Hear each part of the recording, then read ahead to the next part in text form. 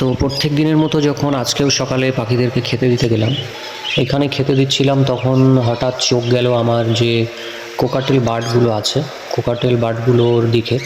তো দেখলাম ওদের একটু অসম্ভব ধরনের চঞ্চল প্রকৃতির, একটু লাফালাফি করছে বেশি পরিমাণে। যখনই ওদিকে তাকালাম তখনই দেখি যে খাঁচার ভিতরে একটা ডিম পড়ে আছে। তো ডিমটা দেখলাম যে কিসের ডিম হতে পারে, ওর উপরে আর কোনো কেজ নেই, যে সেই কেজের কোনো ডিম, কোনো পাখির ডিম হয়তো দিয়েছে, তো নিচে পড়ে গিয়েছে। কিছুদিন আগেই আমি এদের বেবিগুলো সেল করে দিয়েছি। এর আগেই এরা 4টে ডিম দিয়েছিল, সেখান থেকে 3টে বাচ্চা পেয়েছিলাম আমি। বাচ্চাগুলো অনেক হেলদি ছিল, ভালো ছিল। তাও মনে করলাম যে তাহলে এদের ডিমটা বক্সে দিয়ে এদেরকে বক্সটা আবার দিয়ে দিই। এখনও অনেক সময় ছিল, আমি ভেবেছিলাম কিছুদিন রেস্ট রেখে তারপরে ব্রিড দেব, মানে বক্সটা লাগিয়ে দেবো, তাহলে ওরা আবার বক্স নিতে কিছুদিন সময় নেবে।